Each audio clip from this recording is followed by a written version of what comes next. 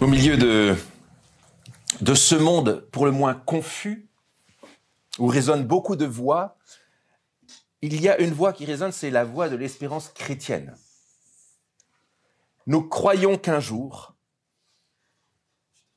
notre humiliation sera terminée.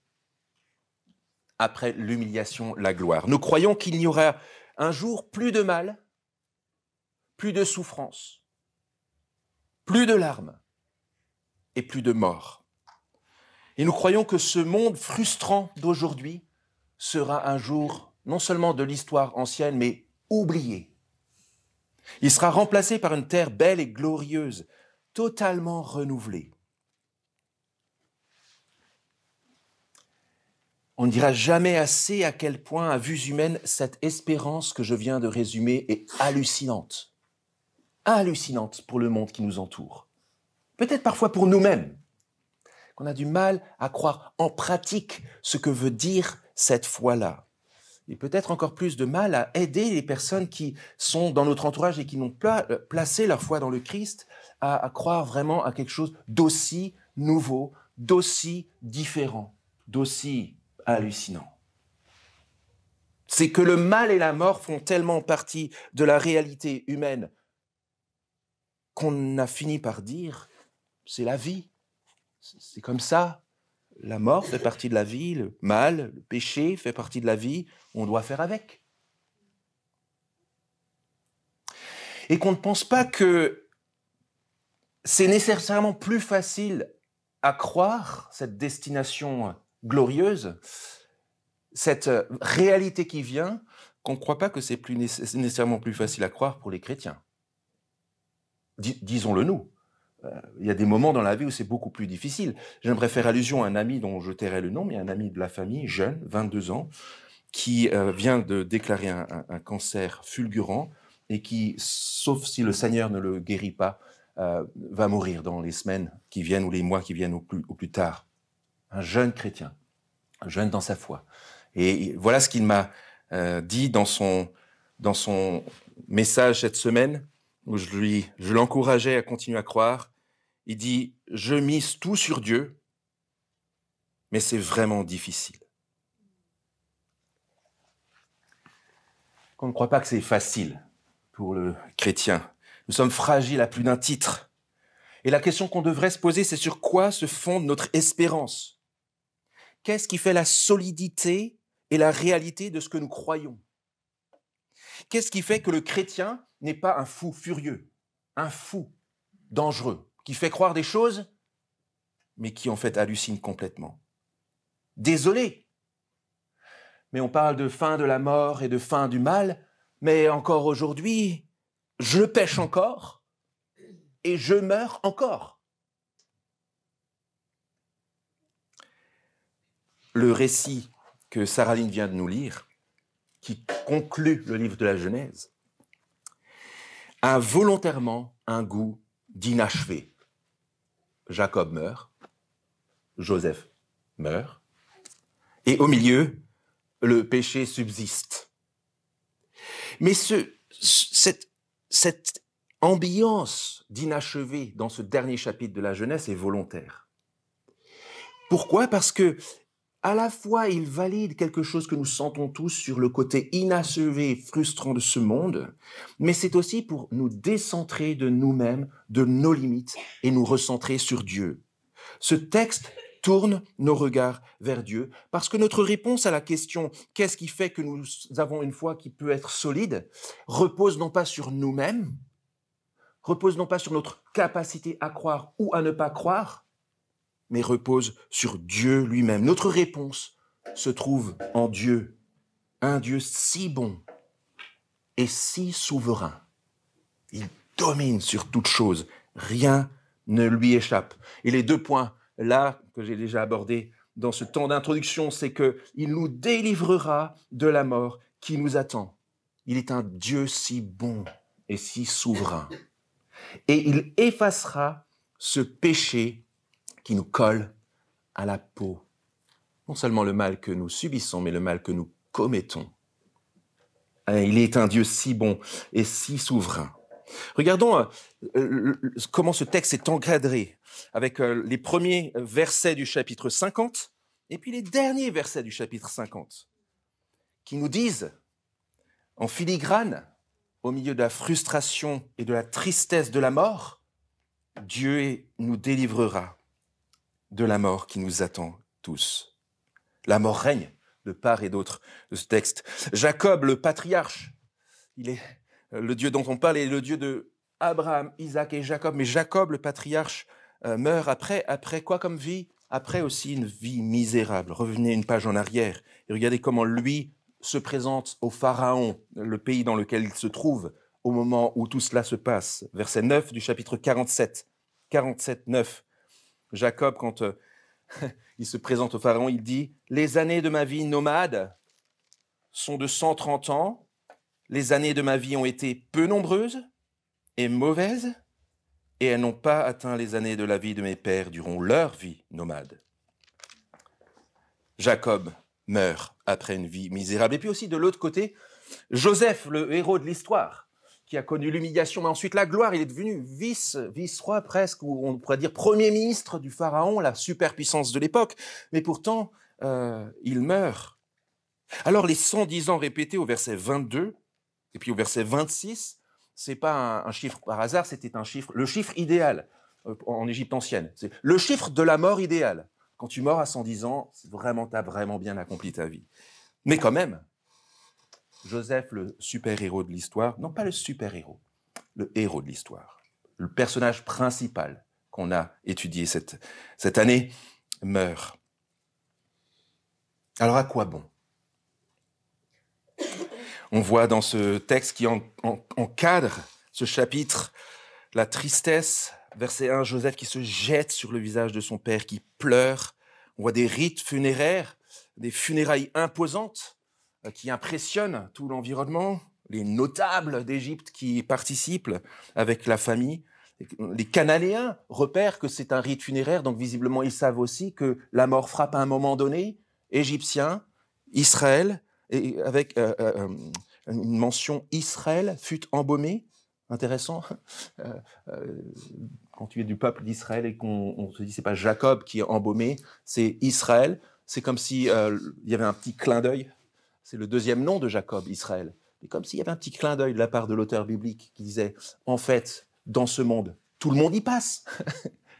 Jacob, Joseph, les Égyptiens qui sont passés maîtres dans l'art d'embaumer les corps, et puis aussi les Cananéens qui repèrent ce rite, et puis aussi Israël en tant que peuple, descendant d'Israël, Jacob.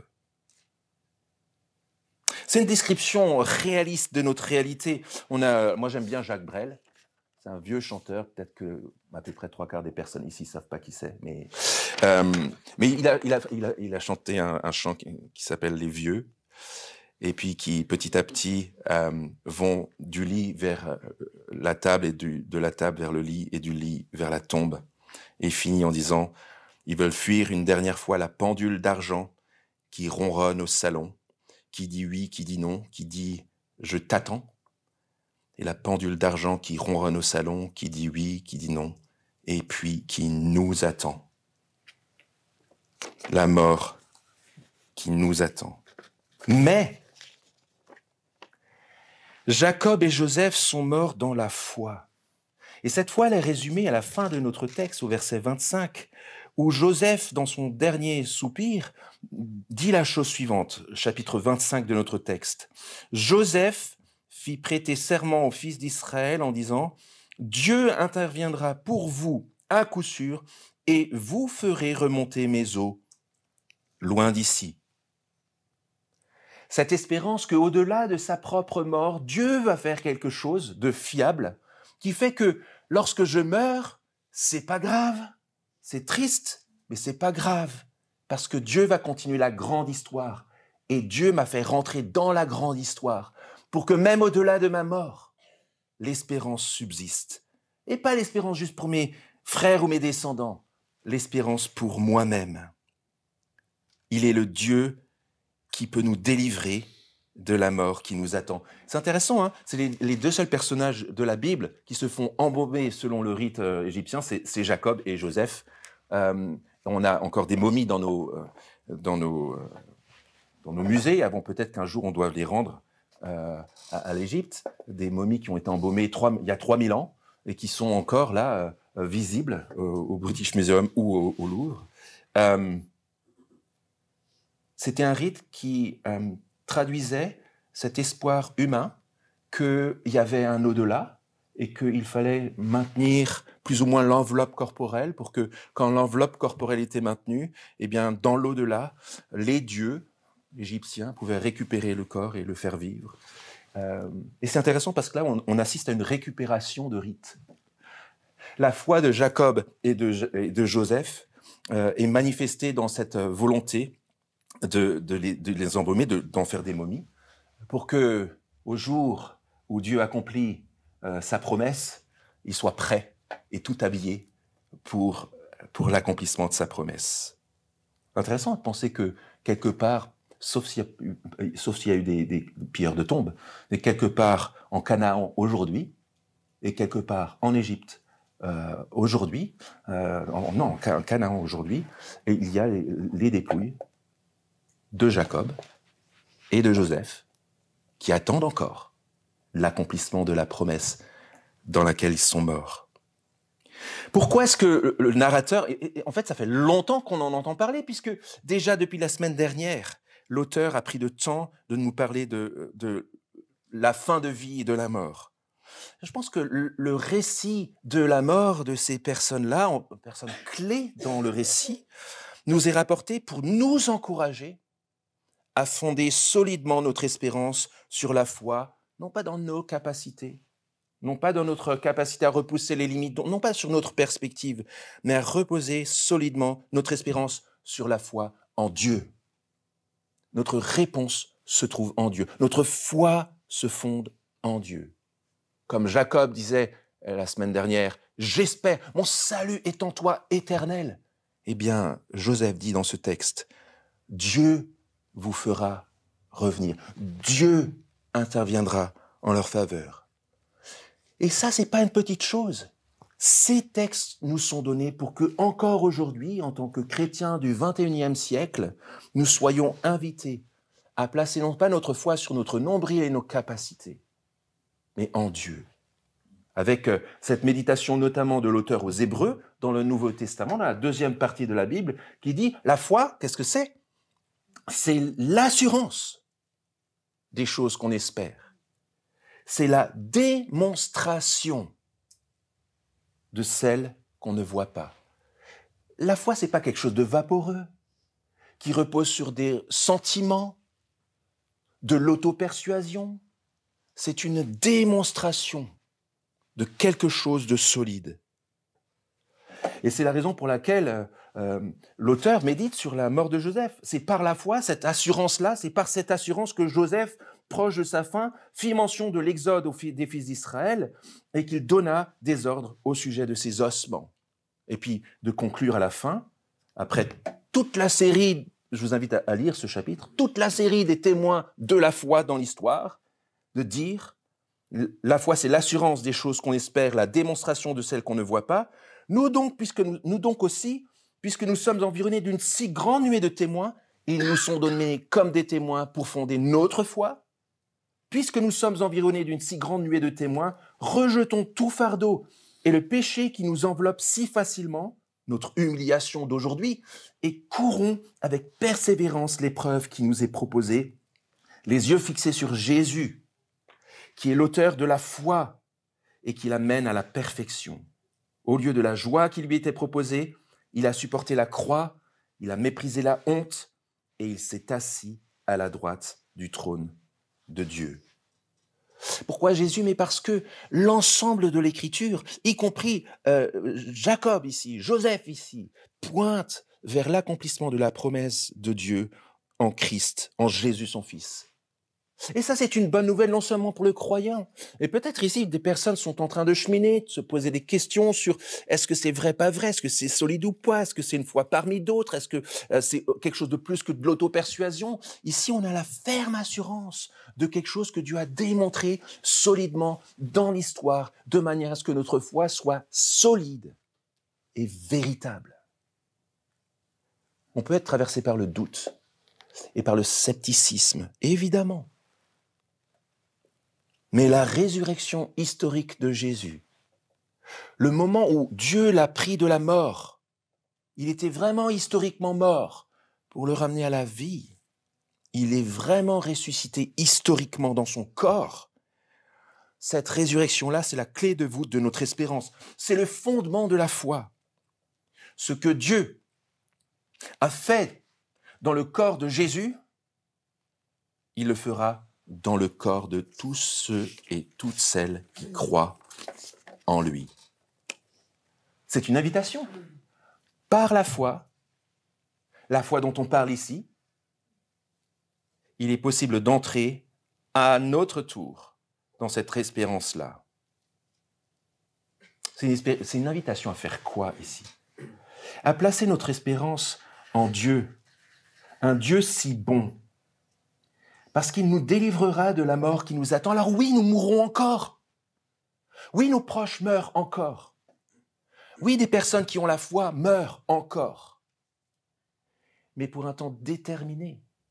Parce qu'ils sont morts dans la foi dans le Christ qui était mort et qui est revenu de la mort à la vie comme un avant-goût de ce que Dieu va faire à la fin de l'histoire et à la fin de notre humiliation.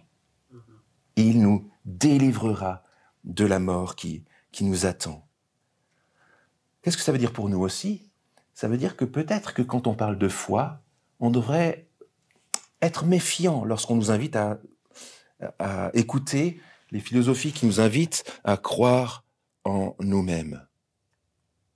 L'important, c'est de croire en soi, de placer sa foi en soi, ou des définitions de la foi qui sont très subjectivistes, relativistes, en disant, bon, chacun a sa foi, c'est équivalent, l'essentiel, c'est tu crois en quelque chose.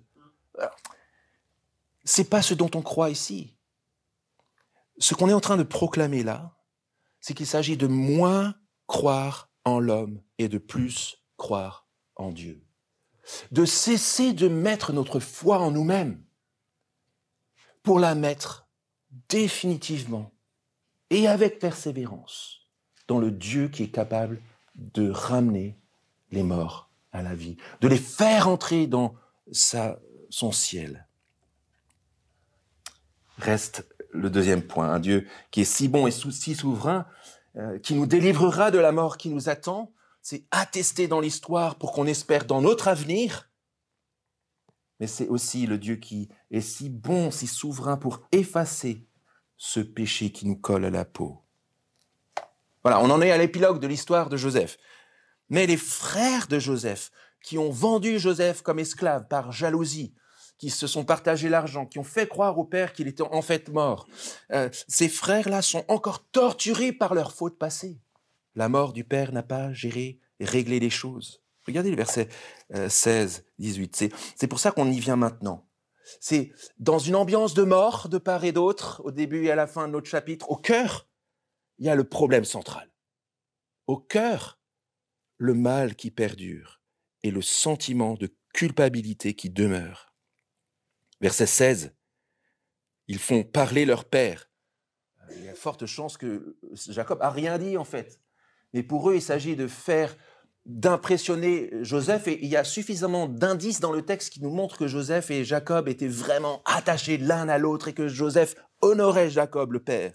Et donc, ils font parler le père pour être sûr que ça passe. Et puis, ils ne se présentent pas eux-mêmes, ils choisissent un intermédiaire pour faire dire quoi? Pour faire dire, verset 17, « Oh, je t'en prie, pardonne le crime de tes frères, de leurs péchés, car ils t'ont fait du mal. Je t'en prie, pardonne maintenant le péché des serviteurs du Dieu de ton Père. »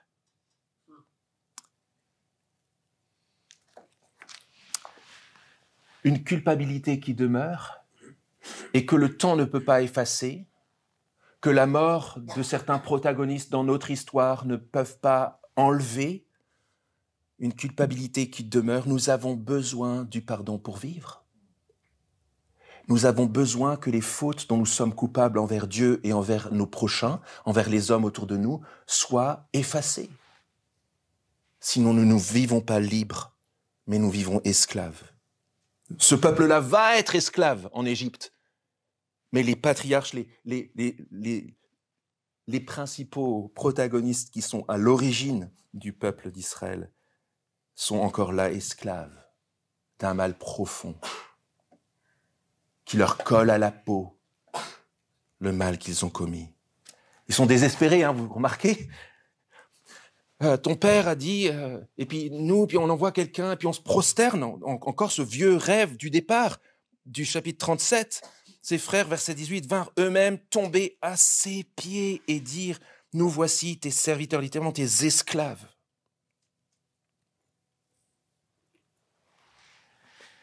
C'est que la raison de leur désespoir se trouve à quel endroit ? Joseph leur a déjà dit qu'il les relevait, qu'il leur pardonnait, que Dieu l'avait utilisé pour les délivrer. Mais je pense qu'au cœur de la raison de leur désespoir, c'est qu'ils ne connaissent pas encore bien le Dieu de leur père. Ça vous a frappé à la lecture ? On le relit au verset 17. « Je t'en prie, aurait dit le Père, pardonne maintenant le péché des serviteurs du Dieu de ton Père. » Je vous rappelle que c'est leur Père à eux aussi. Vous voyez, il y a une distance dans cette expression-là. Une incapacité encore de bien connaître le Dieu dont il est question. Le Dieu qui a appelé Abraham. Le Dieu qui a béni Isaac. Le Dieu qui a gardé et béni Jacob, leur père. Qui est ce Dieu-là qui les appelle et qui les bénit ? Pour eux, c'est encore le Dieu de ton père, Joseph. Ils vont avoir besoin de connaître plus clairement. Mais déjà, Joseph les recentre. Regardez ce qu'il dit après avoir pleuré. Une fois de plus, Joseph pleure beaucoup. Joseph n'a pas un chef au cœur dur. Joseph est touché par la relation avec ses frères. Joseph est affecté par le mal qu'il a subi. Joseph est affecté et pleure sur la culpabilité qui demeure même après des années. Joseph pleure. Et il leur dit, « Soyez sans crainte », verset 19. « En effet, suis-je à la place de Dieu ? Vous aviez formé le projet de me faire du mal. Dieu l'a transformé en bien pour accomplir ce qui arrive aujourd'hui et pour sauver la vie d'un peuple nombreux. » Intéressant cette remarque, suis-je Dieu ? Il est en train de dire qu'au-delà du fait que Dieu l'a utilisé pour sauver ses frères, qui pourtant l'avaient vendu, c'est Dieu qui est à l'œuvre. Et c'est Dieu qui est à l'œuvre pour la question du jugement. Je ne suis pas Dieu pour juger. Et c'est Dieu qui est à l'œuvre pour le pardon. C'est Dieu qui va donner le pardon. C'est Dieu qui va effacer votre faute. Moi, je suis juste un outil. Je ne suis pas Dieu. Dieu seul pourra faire ça. Et encore une fois, on est à l'orée du livre de l'Exode, dans lequel Dieu va se révéler tel qu'il est. Il va montrer qu'il est le Dieu de toute miséricorde. Il est le Dieu qui pardonne la faute, parce qu'il est un Dieu de bonté. Et ils vont avoir besoin de le comprendre. Mais c'est Dieu qui fait ça.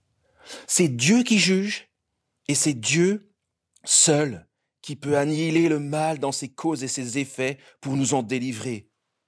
Pour vivre maintenant vraiment libérés, nous avons besoin du pardon de nos péchés. Mais le mal qu'on a commis contre Dieu, le mal qu'on a commis contre les autres, ne s'efface pas d'un coup de baguette magique. C'est pas comme ça que ça se passe.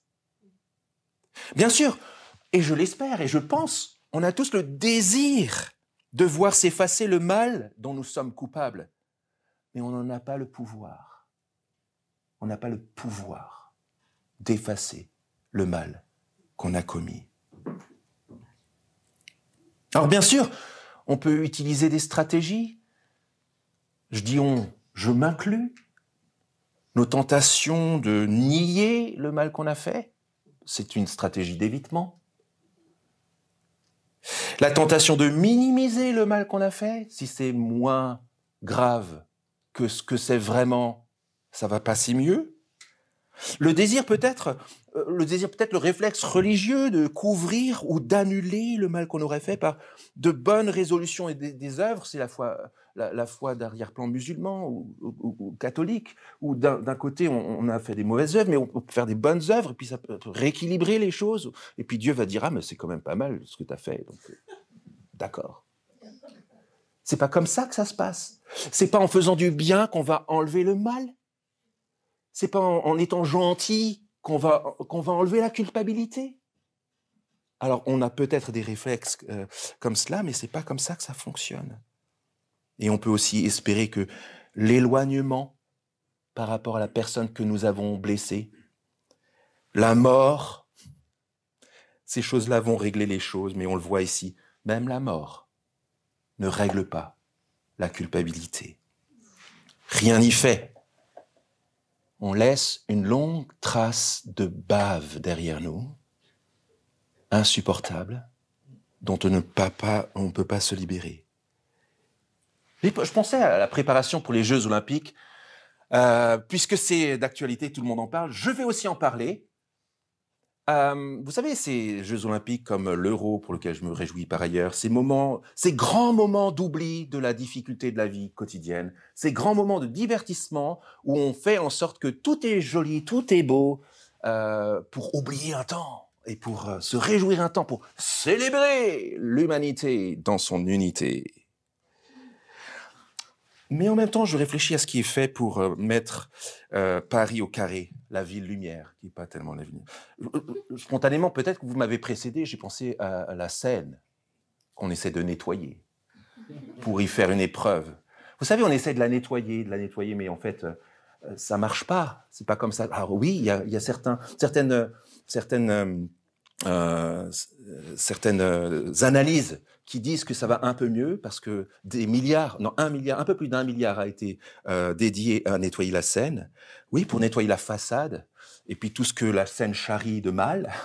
On essaie de faire des choses. Et c'est pas que un président ou une maire de Paris se baigne dedans qui va changer les choses. Ça va pas rendre la Seine plus pure. D'ailleurs, j'espère qu'on va pas avoir d'élections anticipées à cause de leur pari fou. Vous voyez ce que je veux dire? La Seine, c'est un petit peu comme notre histoire. On charrie tout notre passé, tout ce qu'on a commis. Et puis on a beau essayer de nettoyer, le fleuve de nos vies reste entaché. Et c'est pas le fait que des mètres cubes et des mètres cubes de vie passent que ça aille mieux. J'ai pensé à un autre truc, à un autre aspect à Paris. C'est dans notre arrondissement, là, dans notre environnement, les façades. Ça vous a pas frappé? Regardez Saint-Augustin, la Trinité, Madeleine, l'Assemblée nationale, qui toutes ont été refaites, mais juste la façade.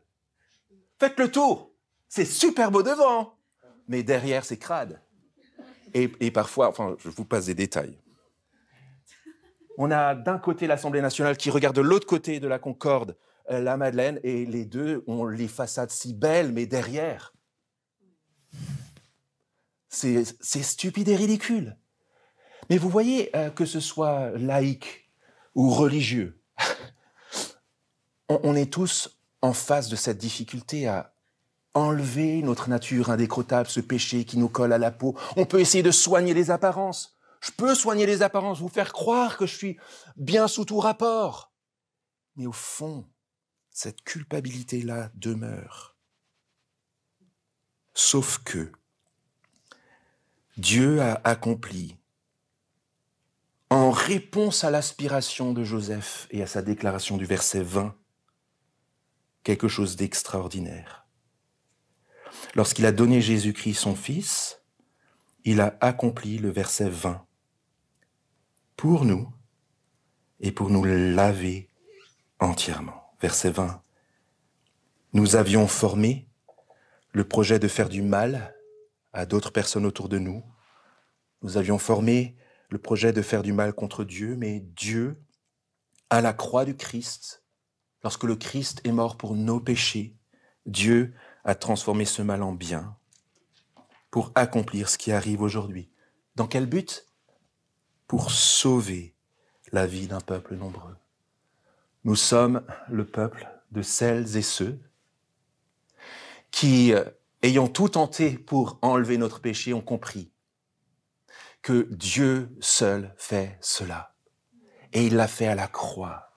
Et pas juste la façade, mais il l'a fait entièrement à l'intérieur, de manière à ce que nous puissions avoir ce péché qui nous colle à la peau, totalement effacé. Bien sûr, nous péchons encore, mais le Christ est mort dans l'histoire de manière à ce qu'un jour, nous ayons la certitude que ce péché qui nous colle à la peau disparaîtra totalement. Voilà notre Dieu, si bon, si souverain pour faire cela. Quelques mots pour conclure. Un Dieu si bon, si souverain, qui contrôle l'histoire et même quand on ne voit pas de résolution immédiate, agit pour nous délivrer. Ce Dieu-là, Joseph le proclame. Dieu interviendra pour vous à coup sûr, dit Joseph. Et s'il est capable de dire cela, c'est parce qu'il connaît le Dieu dont il parle. Et s'il connaît le Dieu dont il parle, c'est qu'il l'a expérimenté dans sa vie, ce Dieu-là, au cœur même de son humiliation. Et donc il peut en témoigner. Et ça, c'est une adresse à nous tous, qu'on soit chrétien de longue date ou encore en cheminement, sceptique sur la question de la foi, Dieu, Jésus, la Bible, tout ça, je ne sais pas trop. C'est quelque chose qui nous concerne tous. Pour comprendre ce que la foi nous offre et l'espérance qui vient par la foi dans le Christ, il faut le connaître tel qu'il est. Pas tel qu'on nous en parle, pas avec mes présupposés, mais tel qu'il se révèle par l'Esprit dans la Bible, tel qu'il se montre dans la communauté de l'Évangile, dans l'Église, tel qu'il se démontre dans nos vies, dans les hauts et dans les bas, dans les réussites ou les échecs. Il est le Dieu si bon et si souverain, qui mérite d'être connu, et plus on le connaît, plus notre foi est solide, parce que c'est lui notre réponse. La réponse et la solidité de notre foi se trouvent en Dieu. Je vous invite à prier avant le temps de questions, de réactions autour non seulement de ce texte, mais de l'ensemble du livre de la Genèse. Prions ensemble.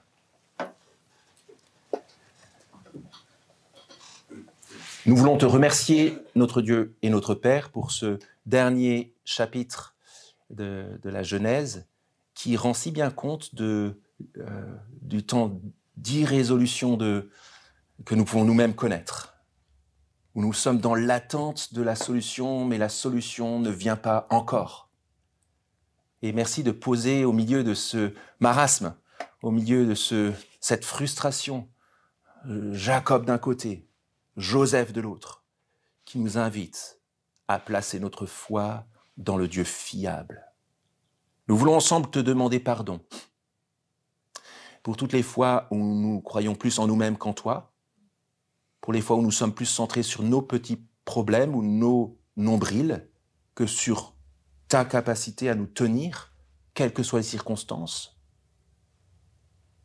Et Seigneur, lorsque nous traversons l'ombre de la mort, lorsque nous sommes face au mal que nous avons commis avec le désir d'être libérés sans vraiment pouvoir le faire, nous voulons te prier que tu rappelles ce texte à nos cœurs et que tu nous rappelles que c'est toi qui agis. Tu as agi dans le Christ sur la croix pour régler ce problème définitivement. Tu agis au quotidien dans notre vie pour nous tenir en toi, dans une foi, dans nos vies fragiles, mais une foi si solide parce que fondée en toi. Et tu agiras en notre faveur. Ou au moment du nouveau ciel et de la nouvelle terre, En réponse à notre foi dans le Dieu fiable, tu nous feras entrer dans ton ciel de gloire, où il n'y aura plus de larmes, plus de souffrance, plus de mal, plus de mort, car les choses anciennes auront disparu. Gloire et honneur à toi, en Jésus-Christ ton Fils. Amen.